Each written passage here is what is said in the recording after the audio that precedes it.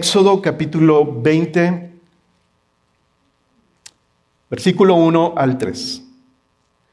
Dice la palabra de Dios: Entonces Dios habló todas estas palabras diciendo: Yo soy el Señor tu Dios, que te saqué de la tierra de Egipto, de la casa de servidumbre. No tendrás otros dioses delante de mí. Cierra tus ojos, vamos a orar. Señor, ponemos en tus manos este tiempo y te pedimos tu dirección y tu provisión para este momento, Señor. Señor, gracias por lo que tú nos has estado hablando a lo largo de este año en la serie de Éxodo. Y te damos gracias por tu fidelidad en proveer tu palabra, Señor, para hablarnos y ser alentados, ser edificados, ser nutridos en nuestro corazón para poder saber que tú eres el Dios poderoso que ama y que salva a su pueblo. Y no solamente lo dejas ahí, Señor, sino que lo llamas para vivir en una nueva vida de libertad, en comunión contigo, rumbo a la gloria que nos has prometido, Señor. Y Padre, el día de hoy queremos pedirte que tú nos hables en esta nueva miniserie de los 10 mandamientos, que nos permitas tener un corazón dispuesto y que tu Espíritu hable a nuestras vidas, Señor, en lo que tú has revelado a través del Decálogo cuando tú lo promulgaste en el tiempo de tu pueblo en Éxodo, Señor. Ayúdanos a amar tu ley, a amarte a ti, Señor, y ayúdanos a que el día de hoy tu palabra nos penetre en el corazón para poder discernir lo que hay en nuestro corazón y poder responder en adoración y en amor a ti, Señor.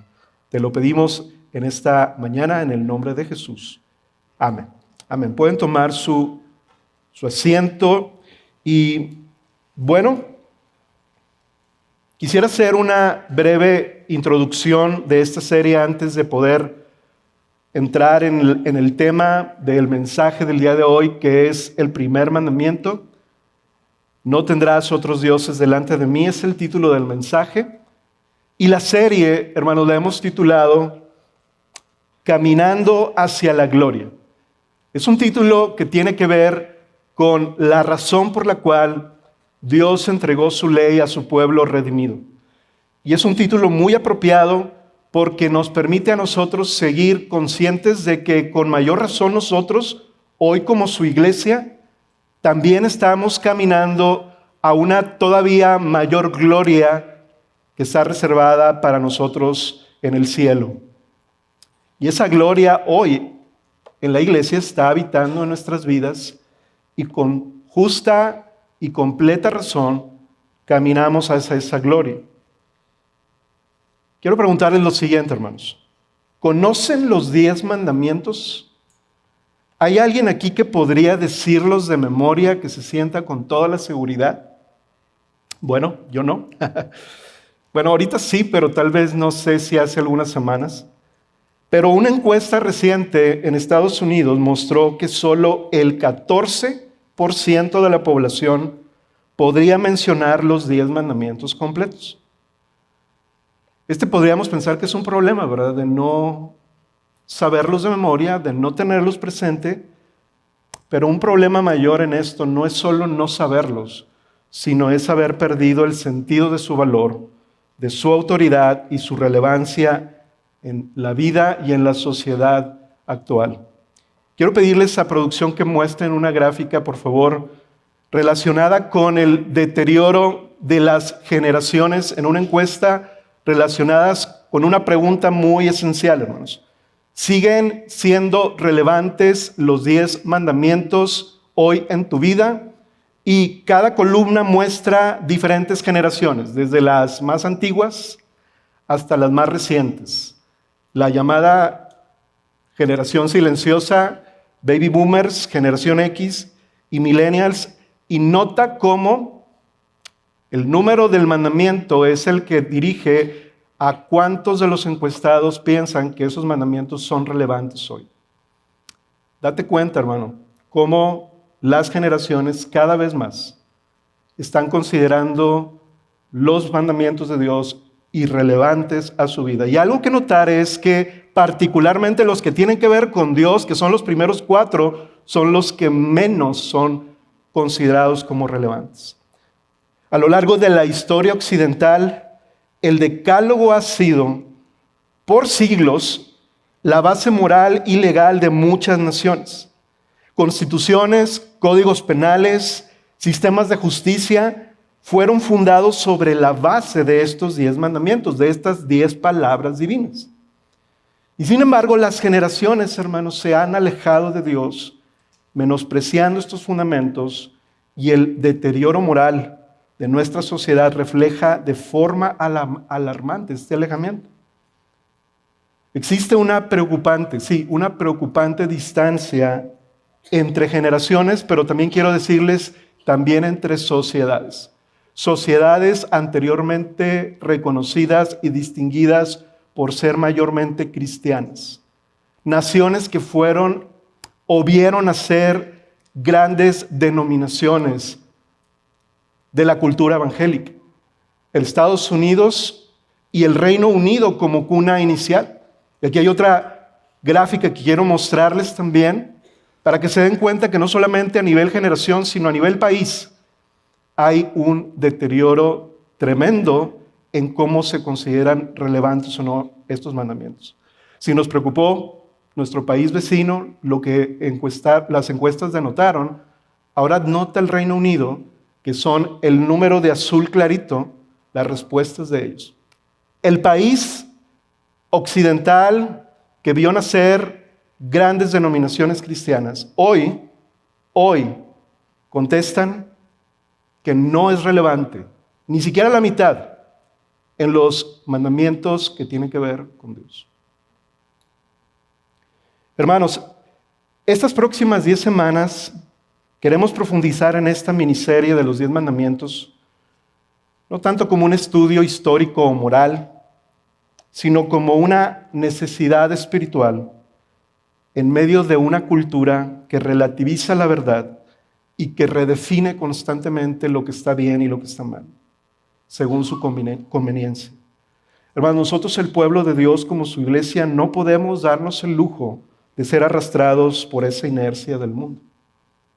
Y en esta introducción quiero recordarles lo que es el Decálogo también, porque estos 10 mandamientos son mejor conocidos en la palabra de Dios como el Decálogo, y son mucho más que mandamientos. Es la revelación del carácter amoroso de Dios para un pueblo redimido. El llamado Decálogo es conocido también como la ley moral de Dios. El Decálogo aparece la palabra 3 veces en la Biblia y proviene del hebreo o del idioma hebreo original, que significa 10 palabras. Estas 10 palabras que fueron pronunciadas y escritas originalmente por Dios en estas tablas de piedra, las primeras que Dios le dio a Moisés. Hermanos, los 10 mandamientos no son un código o reglas, son la expresión del amor de Dios para dirigir a su pueblo a una verdadera libertad y también a una apropiada manera de vivir y de relacionarse con Dios y de relacionarnos con los demás. Y la realidad es que este decálogo también revela nuestra incapacidad humana para cumplir con estos mandamientos de forma completa y perfecta, y nos hace reconocer nuestra necesidad de un Salvador. Y hay 3 razones por las cuales yo podría compartir con ustedes que estamos abordando esta serie. La primera de ellas es que la historia del Éxodo es la historia de la redención de toda la Biblia. Así como el Señor por su gracia redimió a un pueblo que estaba bajo esclavitud, llamándolos para habitar con ellos, les entrega el Decálogo y los llama a obediencia para que reflejen su gloria. Esa es la misma historia de la iglesia y es la misma historia de nosotros hoy. La ley moral tiene una importancia fundamental, con mayor razón hoy para nosotros como iglesia, porque nosotros fuimos redimidos por la sangre de Cristo para ser transformados por la gloria de Dios, Y Dios mismo nos ha llamado a ser un pueblo santo que refleje la clase de Dios que nos ha redimido, que es un Dios santo, justo y recto. Y la segunda razón, en estas tres razones para poder ver este estudio y profundizar en los 10 mandamientos, es que la ley moral de Dios está vigente, hermanos, porque Dios permanece y es eterno. El Decálogo refleja los atributos divinos de Dios: la justicia, la verdad, la fidelidad, la santidad y el amor. Y todos esos atributos que acabo de mencionar son atributos eternos, permanecen para siempre. Por lo tanto, la ley moral de Dios siempre permanecerá vigente porque Dios es eterno. Incluso antes del Éxodo, esta ley moral ya estaba en funcionamiento. En Génesis, por ejemplo, Caín fue condenado por asesinar a su hermano.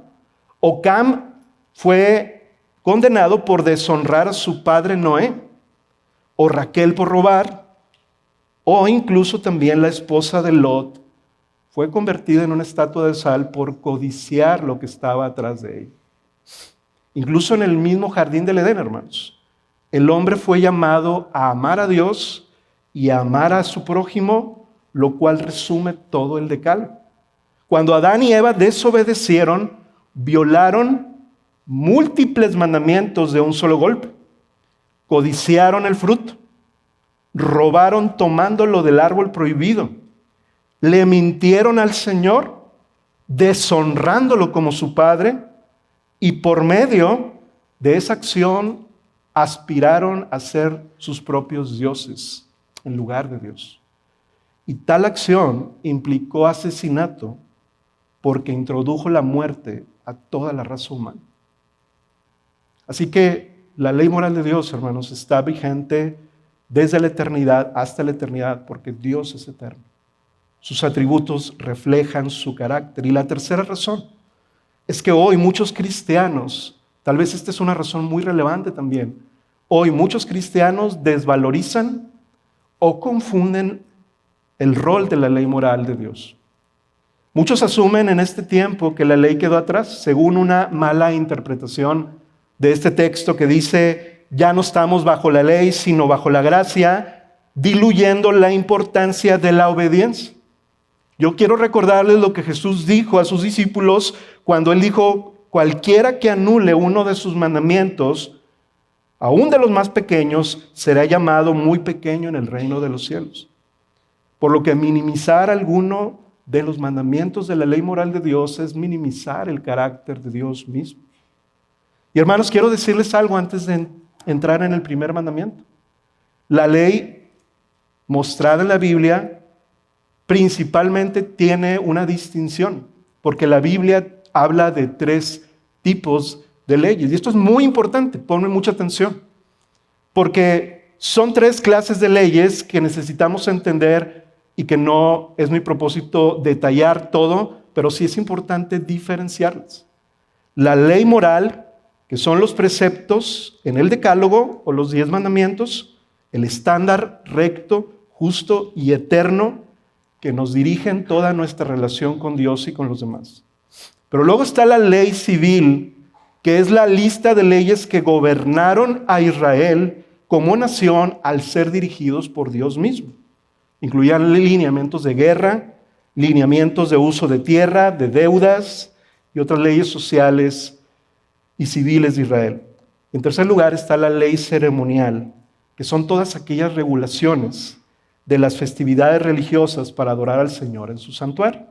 Todo eso que también leímos anteriormente en Éxodo, que habla de los alimentos impuros, de los lineamientos sacerdotales, instrucciones específicas como sacrificios, es decir, todo el sistema sacrificial. Pero aquí viene lo importante de la distinción entre estas 3, hermanos. La ley ceremonial no está más en efecto hoy. Ha sido cumplida y abrogada porque todas las regulaciones apuntaban a Cristo Jesús. Cristo se ofreció a sí mismo una vez y para siempre como expiación definitiva por el pecado. Ya no es necesario ningún sacrificio adicional. Y todos aquellos que quieran continuar con este sistema de sacrificios pueden negar la suficiencia de Cristo y niegan la obra de Cristo en la cruz. La ley civil también ha expirado, pero por una razón diferente, hermanos. Hoy nosotros como su iglesia tenemos un rey, Jesucristo, pero su reino no es de este mundo, es un reino espiritual. Hoy las naciones tienen gobiernos humanos y ninguna de ellas es una teocracia. Por lo tanto, la única ley importante, vigente, de la cual el Nuevo Testamento nos habla particularmente con aplicación para su iglesia, es la ley moral de Dios, porque es eterna, y no he dicho esta palabra, pero es hermosa y es inmutable, porque proviene de la misma palabra de Dios.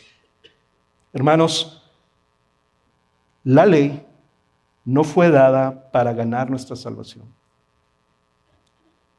Nuestra salvación está fundada en la gracia redentora de nuestro Dios.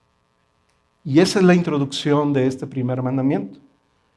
Necesitamos entender, hermanos, que Éxodo 20 comienza no con un llamado a la obediencia directo, sino comienza con la exposición del glorioso carácter amoroso de Dios, que nos recuerda quiénes somos para Él y quién es Él para nosotros. Y la propuesta en este primer mandamiento y en este mensaje para todos nosotros hoy es que podamos responder obedeciendo al único Dios verdadero que nos redimió en Cristo, amándole exclusivamente a Él. Quiero que leas nuevamente conmigo para ir a nuestro primer punto entonces, el versículo 1 y 2 de Éxodo 20. Primer punto de este mensaje es el carácter redentor del dador de la ley. Entonces Dios habló todas estas palabras diciendo: Yo soy el Señor tu Dios, que te saqué de la tierra de Egipto, de la casa de servidumbre. Ni siquiera ha empezado todavía el primer mandamiento y el Señor ya está enfatizando con sus propias palabras la naturaleza de su carácter. El Señor dice: Yo soy el Señor, Yahvé, el Dios eterno, inmutable, santo y que no dependo de nada ni de nadie. Ese Señor, que soy diferente a todas las supuestas deidades que ustedes conocieron, Israel, en Egipto. Yo soy el Señor y soy tu Dios. El Señor básicamente le está recordando al pueblo de Israel que Él es diferente a todo lo que ellos han conocido como deidades. Porque Dios no es una personificación del fuego, hermanos, ni es una personificación de la lluvia, el sol o alguna estrella. Él es el creador de todas esas cosas y está por encima de ellas y las gobierna. Y además el Señor no es solo una fuerza que no habla, que no piensa y que no siente como toda esa clase de dioses que ellos conocieron. El Señor es esa clase de Dios que se revela hablando personalmente, deseando una relación cercana e íntima con su pueblo. Él habla, Él piensa, Él siente y Él se comunica de manera entendible. Hermanos, esta es una gloriosa revelación a su pueblo. Esta clase de Dios indescriptible y majestuoso le dice a Israel en ese momento, antes del primer mandamiento: Yo soy tu Dios. Y yo quiero que tú te detengas un momento a pensar en esta palabra de tu Dios, porque es una de las pocas veces en la Biblia, particularmente en Éxodo, cuando se usa el pronombre tú de una manera singular. Casi siempre el Señor se dirige a su pueblo de una manera corporativa y plural. Pero aquí el Señor le está diciendo a Israel: Yo soy tu Dios. Es decir, es como si el pueblo de Israel estuviera aquí presente y no solamente hablara a todos, lo cual sería suficiente y muy bueno, sino que ahora el Señor se dirige a cada uno diciéndole: Yo soy tu Dios, de cada uno de los que componen este pueblo de Israel. Estoy en una relación cercana contigo. Quiero que recuerdes eso, le dice el Señor a Israel. Antes de que pienses cómo obedecer lo que voy a hablar, quiero que recuerdes quién soy yo para ti. Que estoy más cerca de lo que tú piensas, deseo relacionarme contigo. Y por causa de ese amor, dice el versículo 2, que el Señor decidió sacarlos de la tierra de Egipto, de la casa de servidumbre. Dice el Señor, en mi amor redentor, en mi libre voluntad, los escogí por mi gracia y los saqué por decisión soberana mía, libre, para que pudieran ser mi pueblo. Sin méritos de ustedes, y aún en rebeldía y en resistencia y rechazo a mí, yo decidí manifestar mi amor sobre ustedes para que sepan que yo soy su Dios, que yo soy tu Dios. Hermanos, esto es tremendo, ¿verdad? Porque Dios nos muestra que Él nos volvió su pueblo, y en este caso volvió al pueblo de Israel su pueblo, por su pura gracia, por su gran amor. No porque ellos hubieran colaborado, no porque hubieran hecho los méritos o cumplido los requisitos necesarios. Ustedes han escuchado en Éxodo la clase de pueblo que es el pueblo de Israel, tal como nosotros, tal como cada ser humano en este mundo que le da la espalda a Dios. Pero Dios está declarando y está recordando algo sumamente importante. Y hermanos, esta distinción es fundamental, porque aquí está el Evangelio aún antes de escuchar el primer mandamiento. Y esta es la gran diferencia entre el Evangelio y cualquier otra religión humana. Porque la religión humana dice, obedece para ser aceptado, pero el Evangelio dice, eres aceptado, por tanto, obedece en amor. Y el orden aquí es crucial, hermanos. La redención siempre precede al mandamiento. La obediencia fiel a Dios siempre fluye de la gracia recibida de Dios.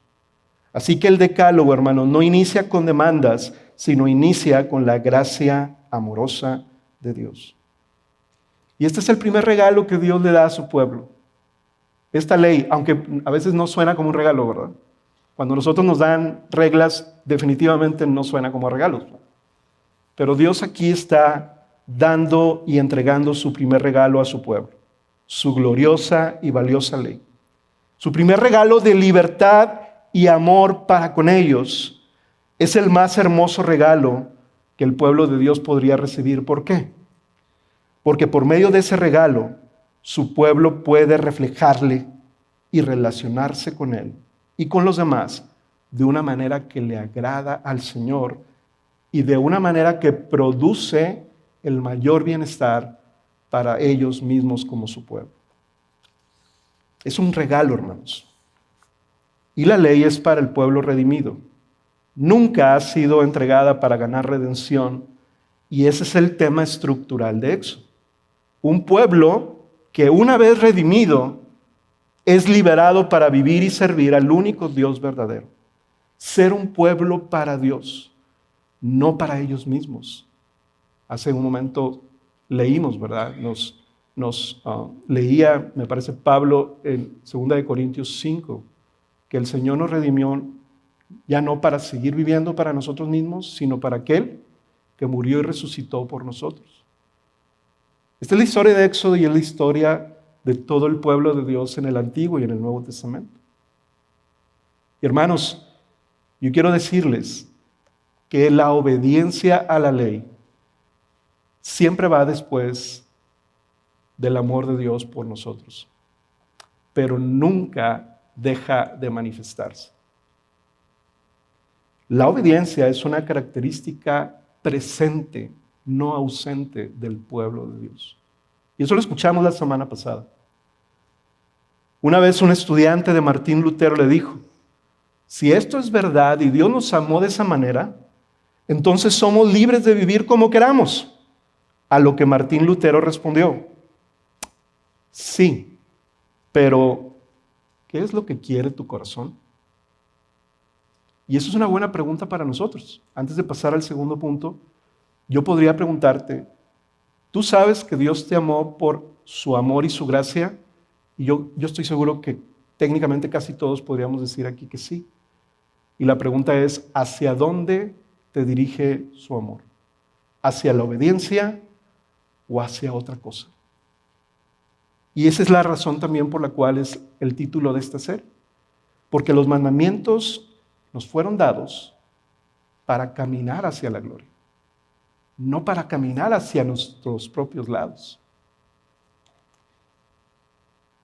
El problema en esto, hermanos, es que si no entendemos el Evangelio y no entendemos primero el carácter de Dios, no vamos a poder ser beneficiados con todos los mandamientos que Dios nos ha dado. Así que el segundo punto, una vez que vimos el carácter de Dios como dador de la ley, el segundo punto está en el versículo 3. Súper corto, que lo vamos a leer, pero es fundamental. Y este segundo punto es la definición y el significado del primer mandamiento. Aquí es donde entramos, por así decirlo, en materia del primer mandamiento. Versículo 3, léelo conmigo. No tendrás otros dioses delante de mí. Hermanos, este primer mandamiento no está aislado de lo que hemos leído del versículo 1 y 2. Es todo, versículo 1 al 3, el primer mandamiento. Y esta es la razón, hermanos. Este primer mandamiento es de suma importancia. No es el más importante de todos los mandamientos, pero es el que va en primera línea porque es el eje de todos los demás 9 mandamientos. ¿Por qué? Porque este primer mandamiento es un llamado a la toma de lo más importante de la vida de una persona, su corazón y su principal amor en él. Esta sería la definición de este primer mandamiento. El Señor, Creador y Redentor, demanda adoración únicamente a Él como lo que Él es, el único Dios verdadero, excluyendo a cualquier otro Dios. Este es el eje de todos los 10 mandamientos. ¿Por qué?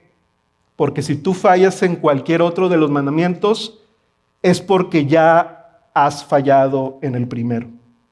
Es decir, un ejemplo, cuando una persona roba o codicia algo de su prójimo o miente, lo ha hecho porque en primer lugar ya ha puesto en su corazón un amor por otro Dios diferente al Dios único y verdadero.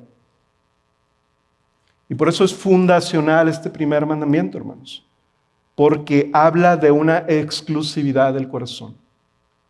Hermanos, este primer mandamiento también es diferente a los otros 9, porque el primero abarca un tema relacional, cuando el resto de los mandamientos habla de acciones por hacer y no hacer. Este primer mandamiento habla de tu relación con Dios y tu corazón a quién le pertenece. Por eso es sumamente importante, hermanos. El Señor requiere no solo lealtad, no solo devoción, sino su completo amor de su pueblo y el afecto más grande en él. Mira lo que dice Deuteronomio 6, 4, 6. Moisés lo dice de esta otra manera. Escucha, oh Israel, el Señor es nuestro Dios. El Señor uno es, no hay otro.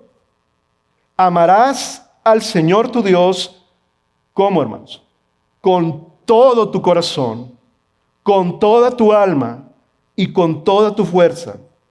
Y dice Moisés, estas palabras que yo te mando hoy estarán sobre, no nada más en tu mente y en tu conocimiento y en tu memoria, estarán en tu corazón.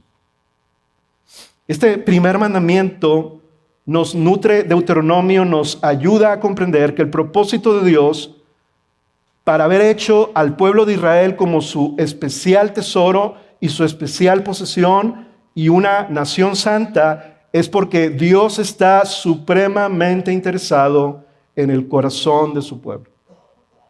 Eso es lo más importante de una persona, hermanos.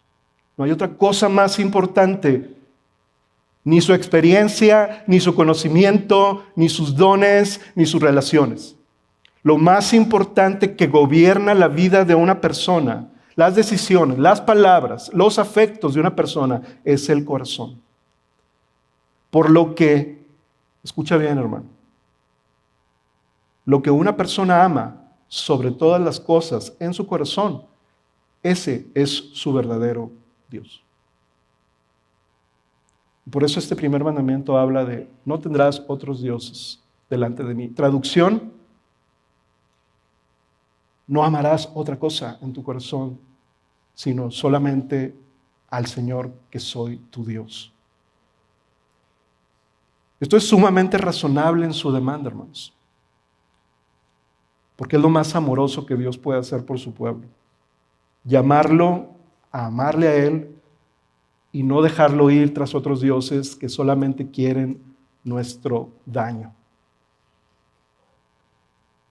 Lo que significa cuando hablamos de todo el corazón es que todos tus afectos y los míos, todos nuestros anhelos, todos nuestros deseos más entrañables sean solo para Él.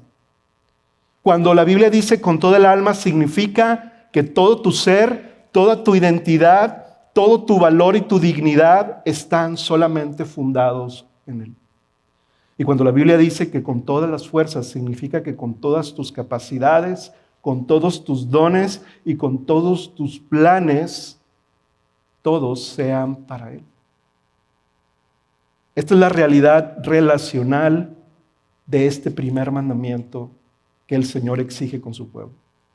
Y yo quiero que tú te des cuenta de la importancia que tiene cada uno de los mandamientos, pero particularmente este con el que estamos introduciendo, porque Dios mismo lo ha puesto en ese lugar. Y el Señor básicamente está afirmando esta gran verdad. Jesús mismo afirmó esta verdad de este gran mandamiento. Cuando Él habló en Mateo 22, estas palabras, cuando lo cuestionaban a Él, uno de ellos, dice el versículo 35, un intérprete de la ley, quiso poner a prueba a Jesús y le preguntó: Maestro, ¿cuál es el gran mandamiento de la ley? Y Jesús le contestó: amarás al Señor tu Dios con todo tu corazón y con toda tu alma y con toda tu mente. Mira lo que dice Jesús: este es el grande y el primer mandamiento. Y el segundo es semejante a este: amarás a tu prójimo como a ti mismo. De estos dos mandamientos dependen toda la ley y los profetas. Hay una gráfica que pedí también a producción que pudieran ponerles. Ya no son encuestas, ya la dejamos en paz las encuestas. Simplemente quiero que ustedes vean lo que Jesús dijo de una manera ilustrada, por así decirlo.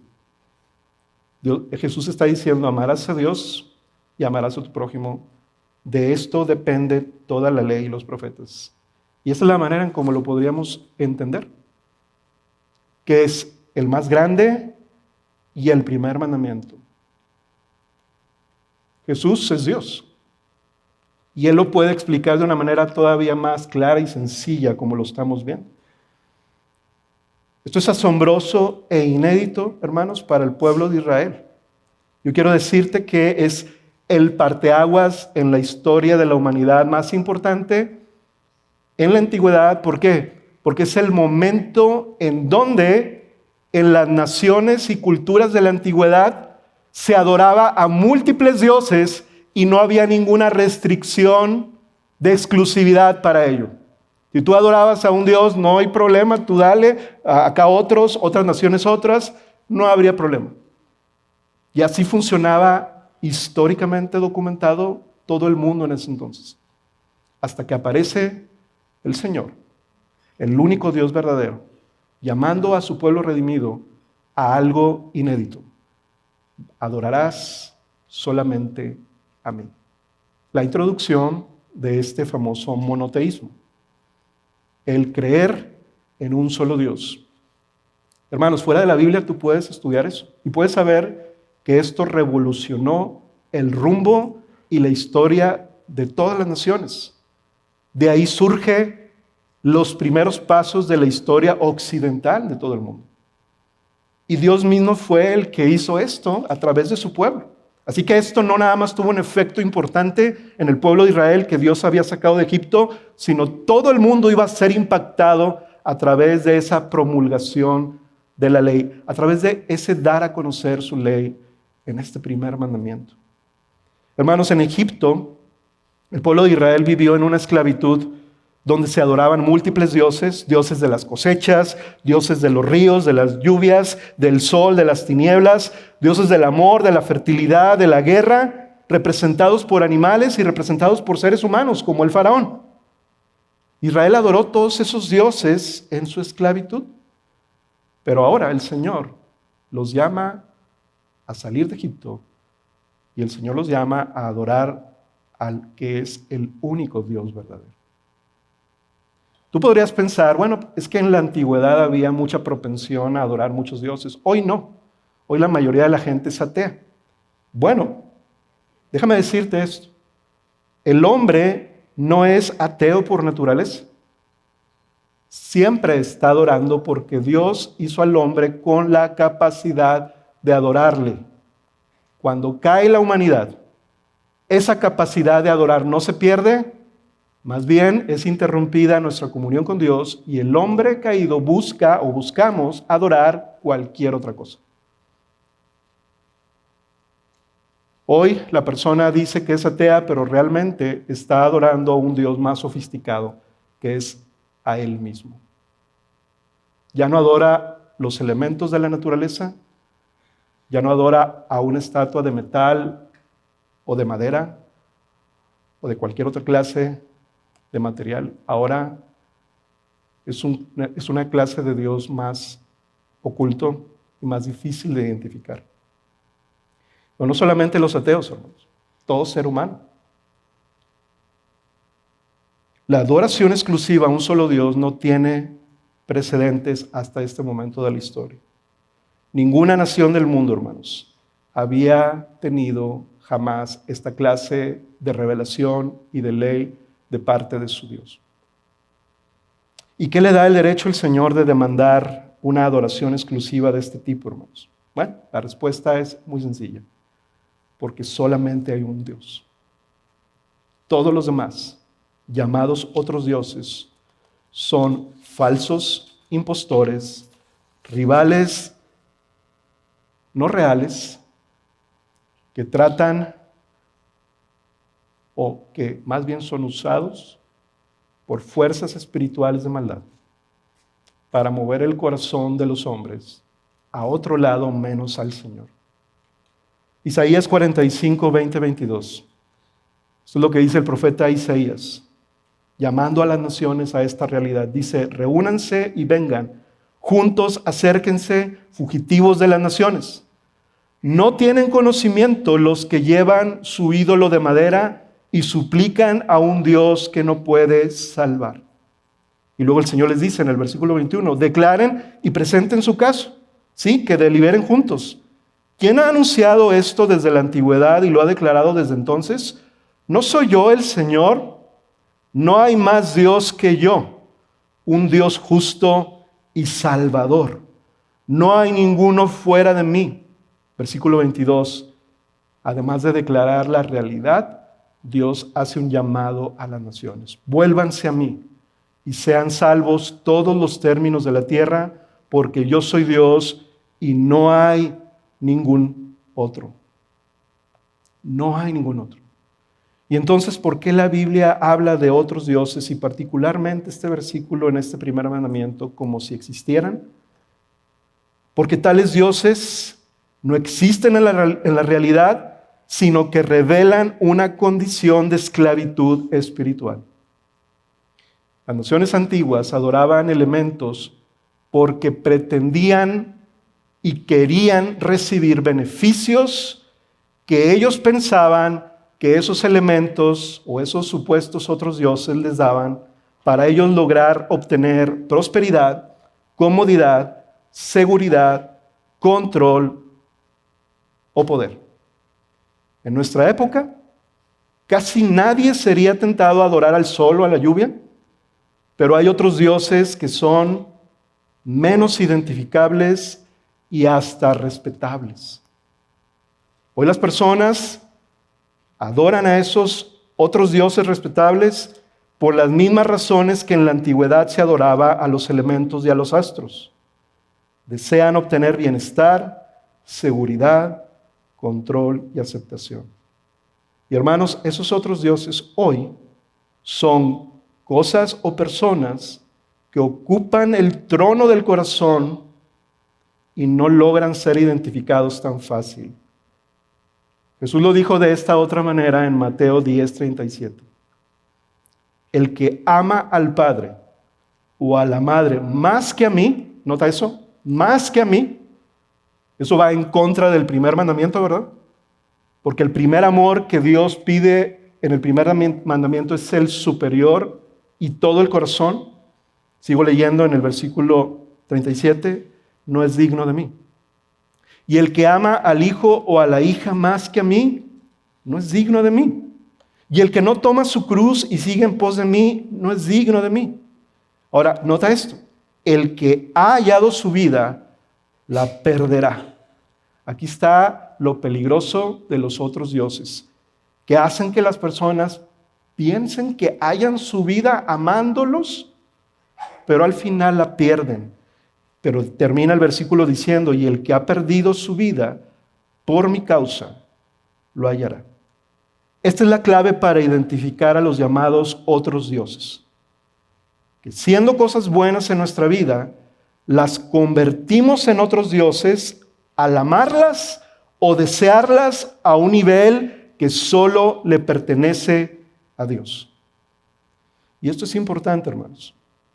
Detrás de toda adoración a otros falsos dioses, entre comillas, están influencias y fuerzas demoníacas, como lo dije ahorita. Es difícil imaginar esto, ¿verdad?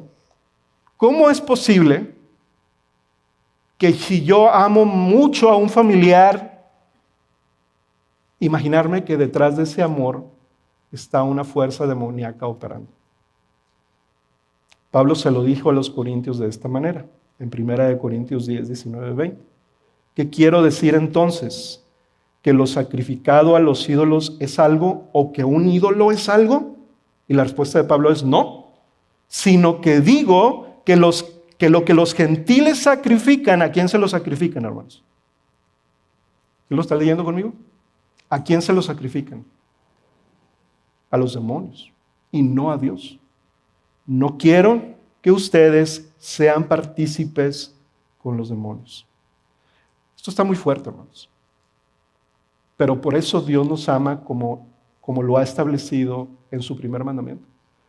Dios no solamente exige un amor, sino que Él sabe que al nosotros amarlo con todo nuestro corazón, nos está protegiendo de nuestro peligro más grave en este mundo.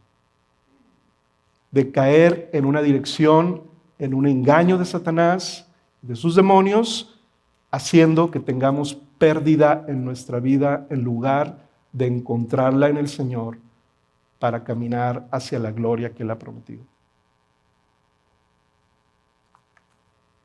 Es más importante de lo que tú y yo pensábamos, ¿verdad? No hay otro fuera de Dios. Y en mi tercer punto, hermanos, la pregunta que surge a raíz de este mandamiento entonces es, ¿y cómo lo obedecemos hoy nosotros? Porque así como el pueblo de Israel falló en cumplir este primer mandamiento, nosotros no somos diferentes también en fallar en cumplir este primer mandamiento. De hecho, somos igualmente culpables que el pueblo de Israel cuando no amamos a Dios en primer lugar. Y porque en nosotros mismos no tenemos la capacidad de obedecer, lo cual nos introduce al tercer y último punto del mensaje. ¿Cómo podemos obedecer el primer mandamiento? Y esta sería nuestra conexión a la luz del nuevo pacto. Nosotros como su iglesia, ¿cómo obedecemos ese primer mandamiento? Quiero recordarte que el decálogo permanece vigente. Lo dijimos al principio. Está basado y anclado en los atributos divinos de Dios. Y por lo tanto, nuestro entendimiento es que nosotros respondamos en obediencia a la ley moral de Dios. La buena noticia es que la venida de Cristo nos permite entender apropiadamente cómo responder a este mandamiento. La ley, Pablo se lo dijo a los romanos, tenía un fin y un propósito. Y el propósito de la ley era revelar la necesidad de su pueblo para anhelar a un Salvador. Dado lo imposible de cumplir este primer mandamiento, ni siquiera todos los demás que hemos de ver en estas semanas. Señor, ayúdanos, porque no podemos cumplirlo. Reconocemos que tu ley es buena, es perfecta, es agradable. No puedo cumplirla en mis propias fuerzas. Señor, necesito un Salvador. Y Jesús, en el Nuevo Testamento, se declara y se presenta y se da a conocer como ese Redentor, declarando Él ser el camino, la verdad y la vida, y que nadie puede llegar al Padre si no es solo a través de Él. Así que conocer y amar a Dios solo es posible cuando conocemos y amamos a Jesús. Y la buena noticia, todavía mejor que esta o igual de buena, es que Jesús ha obedecido completa y perfectamente la voluntad del Padre, cumpliendo cabalmente toda la ley de Dios en nuestro lugar, amándole por sobre todas las cosas en toda su vida y ministerio terrenal. Mateo 4 nos revela este encuentro de Jesús con el diablo. Y dice el versículo 8, otra vez el diablo lo llevó a un monte alto y le mostró todos los reinos del mundo y la gloria de ellos. Y le dijo, todo esto te daré si te postras y me adoras. Wow, más directo no pudo haber sido, ¿verdad? Y entonces Jesús le dijo, vete, Satanás. Primer mandamiento en funcionamiento en el corazón de Jesús, porque escrito está, al Señor tu Dios adorarás y a Él solo servirás. ¿Y qué sucedió? El diablo entonces lo dejó y al instante unos ángeles vinieron y le servían. Hermanos, quiero decirles con muy grande gozo que Jesús nunca tuvo otros dioses, nunca buscó su gloria personal, ni le dio lugar a la ambición terrenal. Jesús vivió la vida que nosotros no podríamos vivir, cumpliendo el primer mandamiento, permitiéndonos verlo a este primer mandamiento como posible por la obra de obediencia perfecta que Él logró por nosotros. Jesús declaró, yo siempre hago lo que a mi Padre le agrada.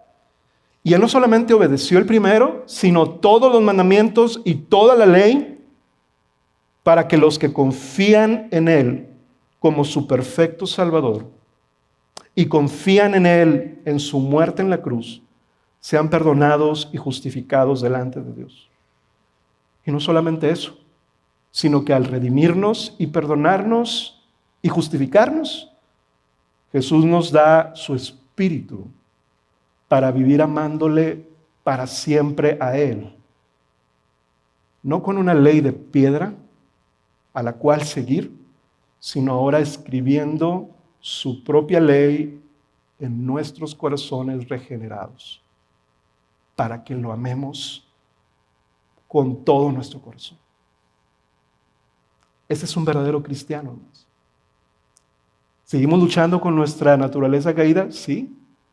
Pero al mismo tiempo reconocemos hoy que si hemos puesto nuestra confianza en Cristo, es una realidad que le amamos y le anhelamos por sobre todas las cosas. La pregunta o la duda es que tal vez tú hoy en este momento, al venir a esta reunión, puedas reconocer tal vez al escuchar esto, que sí amas a Dios, pero también le has dado lugar a otros dioses. ¿Y qué hacer en esos casos? Yo quiero decirte que en la cruz, Cristo rompió el dominio del pecado y le ha dado al creyente una nueva capacidad para amarlo, para ya no vivir para sí mismo, ni para los dioses de su corazón. En otras palabras, el Evangelio no anula el primer mandamiento, sino que lo escribe con letras grandes en nuestro corazón regenerado, produciendo una obediencia motivada por amor. Tú eres un verdadero creyente y estás escuchando estas cosas ahorita. Tu corazón está latiendo, aunque tú estés luchando con otros dioses en tu corazón. Tu corazón está latiendo por ese deseo y ese anhelo que Dios ha puesto en ti para amarlo sobre todas las cosas. No es que tu vida sea perfecta. Recuerda que Cristo es el que obedeció perfectamente en tu lugar. Que tú eres amado no por tu rendimiento acerca del primer mandamiento, que tú eres amado por el amor que Dios manifestó en su gracia al redimirte. Pero quiere llevarte a una obediencia motivada por amor. Y aquí es donde yo quiero cerrar este mensaje con algunas aplicaciones a nuestra vida. Si todo lo que hemos visto en este primer mandamiento es que Dios nos llama a responder a un amor exclusivo para Él, ¿qué significa esto para nuestras vidas? Lo primero, yo quiero recordarles a ustedes en esta mañana, hermanos, son las palabras del Señor en los primeros 2 versículos. Yo quiero decirles a ustedes, hermanos, antes de preocuparse por cómo poder obedecer al Señor hoy, quiero que sepas que el Señor dice que es tu Dios y que te sacó de la tierra de Egipto, que te sacó de la esclavitud, que te redimió para Él, que te amó con un amor eterno antes de que tú nacieras, antes de que este mundo naciera. Dios te escogió para Él. Él decidió, nadie lo obligó a amarte a ti. ¿Cómo te hace sentir eso? ¿Libre? ¿Conmovido? ¿Compungido tal vez? Eso es bueno, porque tú y yo necesitamos recordar en esta mañana que antes de obedecer necesitamos confirmar nuestra identidad y quién es Dios para nosotros. Hermanos, nosotros podríamos estar hoy olvidando el gran regalo que Dios dio a su pueblo en Israel en el monte Sinaí. Pero es un mayor regalo todavía que el que ellos recibieron. Porque ellos recibieron 2 tablas de piedra, que por cierto se rompieron por Moisés las primeras, y luego trajo otras. Hoy, esa ley Dios nos la ha entregado en un lugar más seguro, en nuestro corazón regenerado, para motivar nuestra obediencia, para amarle a Él. Y al amarle a Él, poder amar su palabra y amar sus propósitos y entonces seguirlo por sobre todas las cosas. Pero podríamos estar cometiendo un grave error en asumir que porque en nuestras casas no tenemos estatuas de metal o de madera o de piedra, no estamos expuestos a ser atraídos a otros dioses. Esta es la sobria verdad que tenemos que considerar hoy, hermanos, nosotros en nuestra vida. Cualquier cosa, cualquier persona o situación en esta creación, incluyéndonos a nosotros mismos, que reclame el amor y la adoración más altos de nuestro corazón, que no es el único Dios verdadero, entonces esos son nuestros actuales y verdaderos otros dioses. Y necesitamos quitarlos de ahí. Necesitamos reconocer que están ahí. La Biblia dice que la perversidad engañosa del corazón caído aún habita en nosotros. Y que el corazón se deja llevar por las cosas buenas que tiene o que desea para inmediatamente correr a convertirlas en otros dioses. En su libro de Cartas del Diablo a su sobrino, el escritor y teólogo C.S. Lewis dijo esta frase que escribió en el libro. El diablo instruye a su aprendiz a animar a los cristianos a desear, escucha, las buenas cosas, pero en el tiempo equivocado. O las buenas cosas en las cantidades equivocadas. Porque cuando eso suceda, dice el diablo, en la vida del creyente lo dulce se convierte en agrio. Tremendo, ¿no?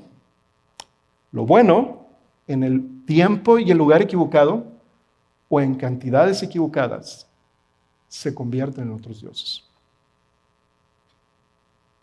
Tengamos cuidado, hermanos, con las bendiciones que hoy disfrutamos o anhelamos recibir, porque nuestro corazón caído fácilmente puede convertirlos en la oportunidad para adorar al peor otro Dios falso que existe, que es nuestro propio yo. Ese es el peor de todos, tal vez, hermanos. Porque es el que menos visible está. Y es el más arraigado. Es el que nadie ve los domingos en la mañana. Todo lo demás se ve, ¿verdad? Pero nuestro propio yo es aquel que anhela cosas buenas, bendiciones, en cantidades equivocadas o en tiempos equivocados.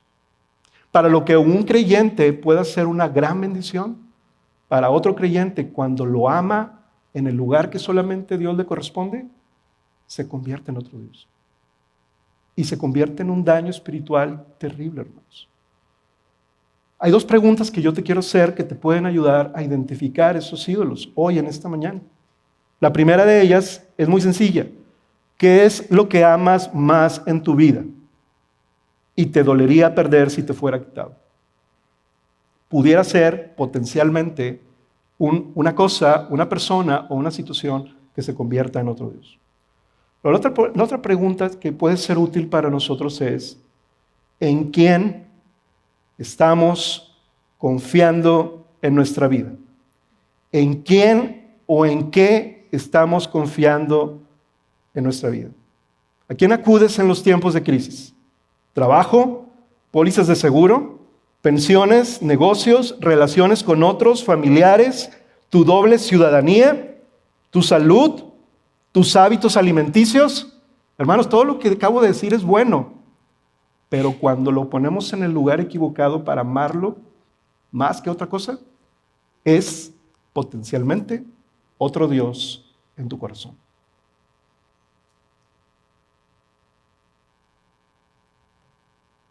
El teólogo Philip Ryken dice esta frase: la razón por la cual tenemos problemas reconociendo a nuestros propios otros dioses no es porque no los tengamos, sino es porque tenemos demasiados. Y como son muchos, ya no es tan raro verlos ahí, bro. Ya no es tan raro verlos en esa posición. Y como vemos a otras personas deseándolos y anhelándolos, disfrutándolos y no teniendo ningún perjuicio en sus vidas, con más razón se vuelven difíciles de identificar. Hermanos, necesitamos volvernos al Señor y pedirle que nos libre de nosotros mismos, que nos libre de nuestros propios corazones egoístas. Esta es la última cita con la que quiero cerrar, hermanos. El Señor, incluso al pueblo de Israel, le prometió algo hermoso, porque el Señor sabía que el pueblo de Israel no iba a poder cumplir en su obediencia perfecta a estos mandamientos. Y le dice estas palabras que yo quiero decirte a ti en esta mañana.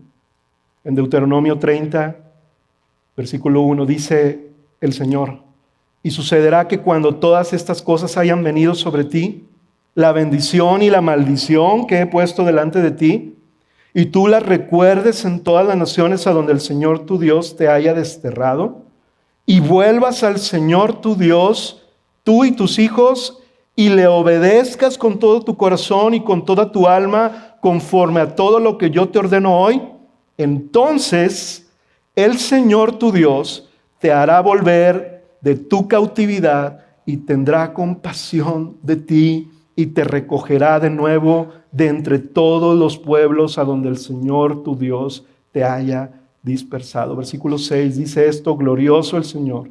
Dice, además, el Señor, tu Dios, circuncidará tu corazón, lo va a hacer nuevo, lo va a hacer para Él, y el corazón de tus descendientes. ¿Para qué, hermanos? Para que ames al Señor tu Dios, con todo tu corazón y con toda tu alma, a fin, y este es el propósito de Dios para su pueblo al entregarle su amor y su poder en su espíritu, a fin de que vivas. Hermanos, Dios quiere que su pueblo viva. Quiere que tenga vida, no que muera, no que esté cautivo, no que esté presa de los otros dioses. Dios es el único que brinda la verdadera libertad, el verdadero gozo, mientras Él nos lleva caminando hacia su gloria, hermanos. En esta mañana yo quiero decirte esto. Tal vez tú piensas, yo he fallado mucho en este primer mandamiento. Yo estoy escuchando, yo digo amén, es verdad, este mandamiento es verdad, pero yo he fallado tanto en mi vida. Acabo de fallar en este primer mandamiento, en esta primera semana. ¿Qué hago? Parece que no puedo amar al Señor, parece que me dirigen otros deseos y otros afectos. No logro quitarlos del trono de mi corazón. Yo quiero decirte, el Señor, así como el pueblo de Israel, con mayor razón a nosotros, su iglesia, nos dice que si tú te vuelves a Él, Él tendrá compasión de ti y Él te hará volver de la cautividad a la que nosotros solos nos metemos al dejarlo a Él, para entonces darnos un nuevo corazón, para amarlo a Él. Yo quisiera que esta fuera la oración con la que termináramos nosotros orando ahorita. Y no solamente tú que vienes con mucho tiempo en la iglesia como miembro, sino tal vez a las personas que vienen por primera vez hoy, que dicen, yo estoy escuchando este mensaje y yo quiero responder a ese Dios amoroso. Yo quiero decirte, vuélvete al Señor. Pídele que cambie tu corazón, porque ahora en Cristo Él ha prometido que todos los que confían en Él, el Señor los perdona, los lava, los justifica y les da su espíritu para poder amarle ahora a Él en primer lugar. Quiero pedirte que oremos ahí en tu lugar, cierra tus ojos.